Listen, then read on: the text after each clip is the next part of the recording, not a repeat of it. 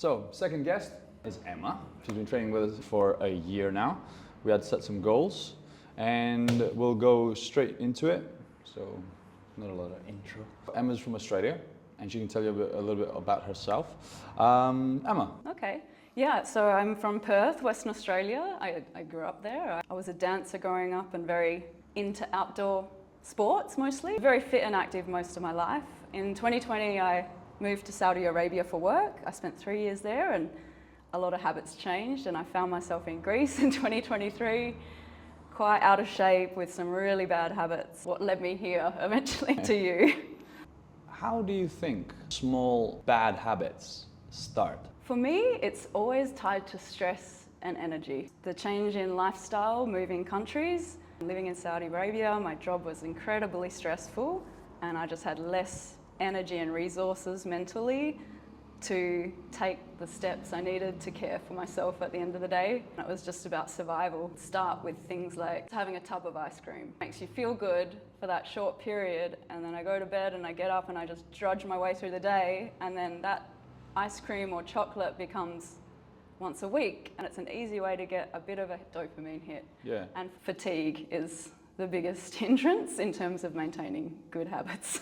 That dopamine effect that everybody gets from whether it's like an ice cream, either it's alcohol, is that the indicator of what I'm doing? Or how did you find it when it started? Did you realize it? Yeah, all my life I hadn't had a trouble with alcohol or food.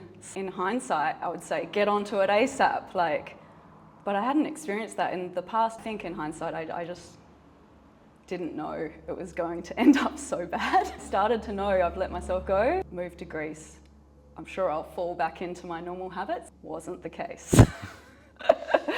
So basically, like going down the rabbit hole, you can get out? I couldn't, so I came to Greece. I took 6 months off. I thought that would be enough to rejuvenate. I had gotten so unfit that I was struggling to get through very basic fitness classes and getting injuries because I was so unfit. You changed the direction. So what exactly was your turning point? What made you look for a trainer? And it's interesting, I had a few turning points. Things like jeans ripping.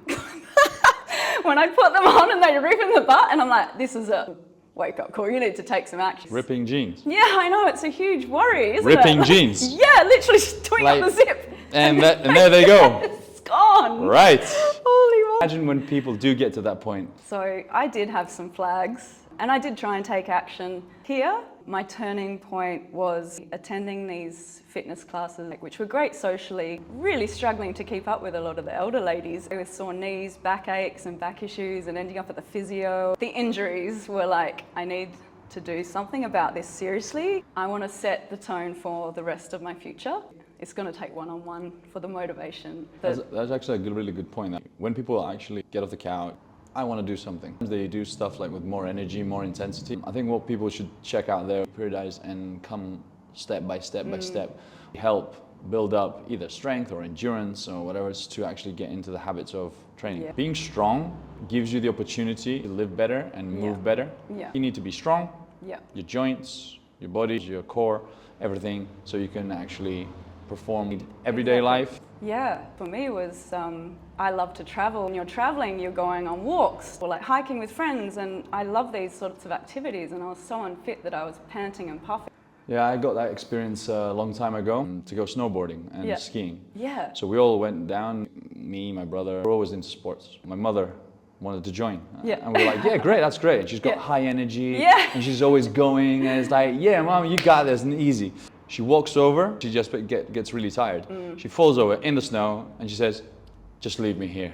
So that was like a nice indicator of like, you can have a high energy and go all day, but if you don't train, it doesn't matter if you're a high energy person or a low energy person, if you don't have the muscle mass or the muscle strength or the endurance to actually make your body move, you're gonna want to do stuff, you won't be able to do it. I don't want that FOMO. I want to be in there doing it. Okay, so when you first started, how did you feel physically? How did you feel mentally? So physically, 15 kilos in the 3-year period. Very untoned, very low cardio fitness. Mentally, ashamed of myself, so unconfident. Mostly very ashamed, which is such a toxic emotion. How did I get myself to this place? Like, how did I let this happen? it took the first 6 months basically of training with you. Right. Just slowly come to terms with that. What were the negatives about physically and mentally that you found most challenging? So when you first started? Like a lot of negative thinking that I had to battle in the sessions with you. Like, so you're so unfit, so crap that you let yourself get this far. Like, you should be so much fitter at this age. Like, Did you expect it to be different when you first started? oh, this is really bad where I let myself go to. It was like, when I started, I know I'm really unfit, but sort of 3 months in, 6 months, I was like, oh, I was really unfit. Like, that was a big turning point for the next 6 months. Became very positive, very motivated, very excited to come and do personal training, and the negativity is melted away. Your turning point during the training was around 6 months. It was, yeah. Yeah. Mentally, yeah. Most people, it's around 2 to 3 months, start to train, start getting the movement patterns in, more energy in the day, getting your clothes more loose. We got to the 6 months and we actually saw the pictures that we took. Yep. So we can check those out, either here or here or here. So when you saw the results. What I'm doing is working. Charlie and I are working well together, I'm on the right track. But then I think it was another 3 months before I got in a healthier state. And then you're making even more physical progress by then. So I don't think I've really looked back since that first 6 months. So how did you find me? This is the person I want to work with. Your mum told me about you. There we go, there she is again.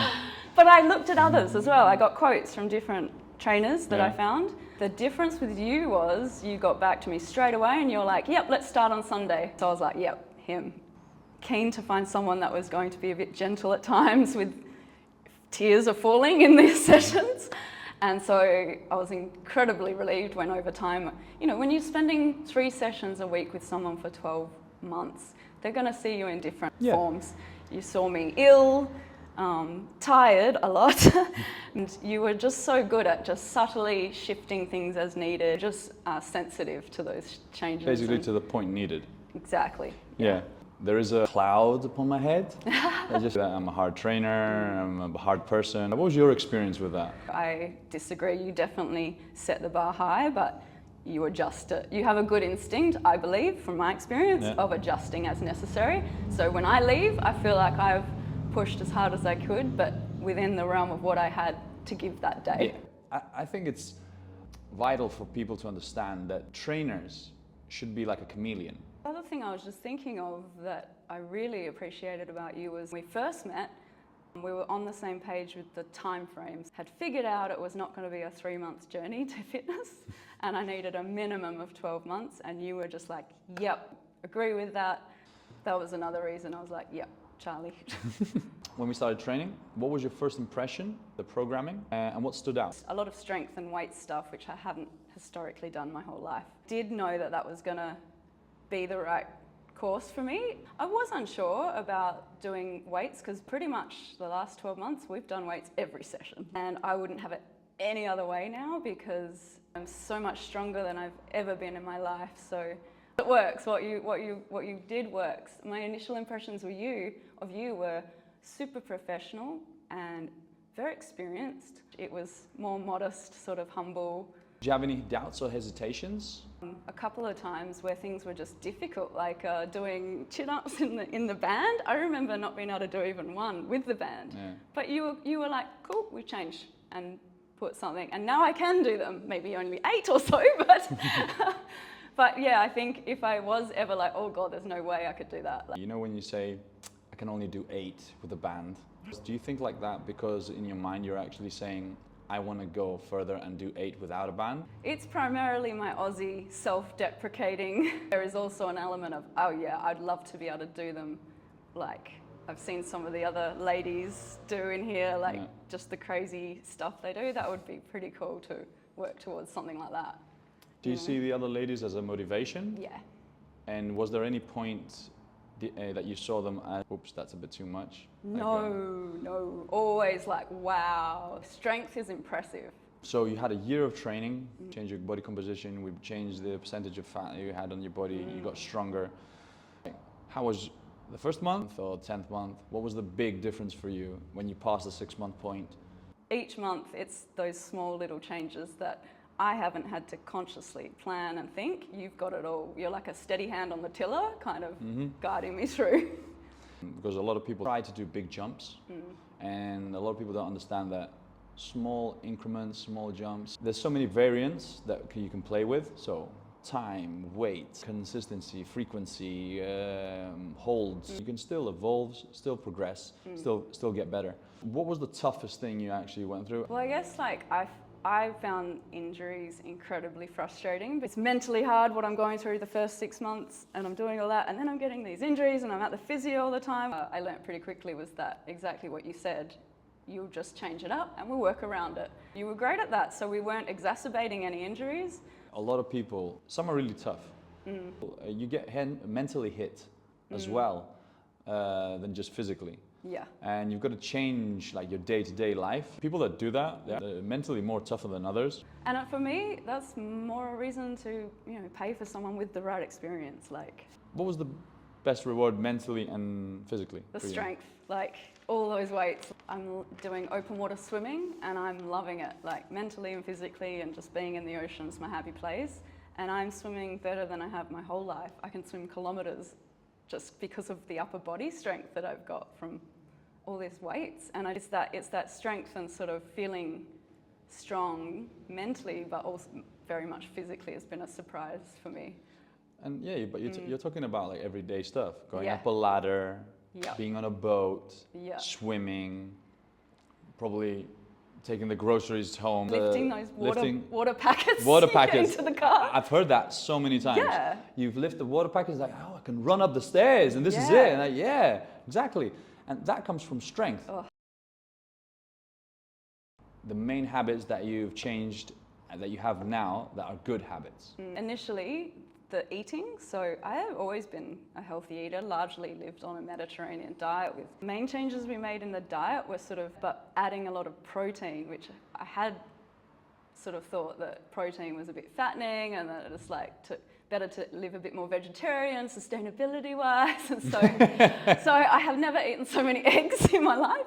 I love it, I love the diet that I'm living on now. The other changes for me, prioritizing activity and exercising, rest and sleep. I was a lot of sleep and I just deprioritized any kind of physical activity and exercise. Body health, mental fitness first, then all the rest. What would you suggest to someone wanting to change their life and body? Look, I would say just start. Go straight to a personal trainer. Just start somewhere and pivot. It doesn't work, it is working, let's do it more. I always say to people, look, think of something that you actually love doing. I remember asking you about your emotional intelligence. I was like, how are you with emotions? Because I knew I was probably going to cry at some point. Because I had already been to your gym with your mum actually for one session. There she is again. I know, right? She's back. I had an idea of everywhere. The kind of exercise. I wasn't going to be on a treadmill kind of thing. So I knew, because I do get very bored when it's same things all the time. I knew that you were going to change it up, and I was probably never going to do the same lesson. Would you recommend me as a trainer, and why? Absolutely, hands down, and I have to many friends. Things that come to mind is professionalism and experience, consistency and reliability to help me through the ups and downs. But the main thing was being able to adjust the sessions for where I was at that day. So I'm really proud when you've lost the weight, you've upped your energy levels. I think this year we're going to look a little bit on sleeping patterns. Thank you for trusting the process and trusting in me for guiding you down this path. But doing everything in a controlled environment and knowing that, look, if something goes wrong, I'm here for you. So just to close it up, thank you very much for watching. Thank you very much, Emma, for having the second interview that we've done. If you want to see more content, subscribe. See you later.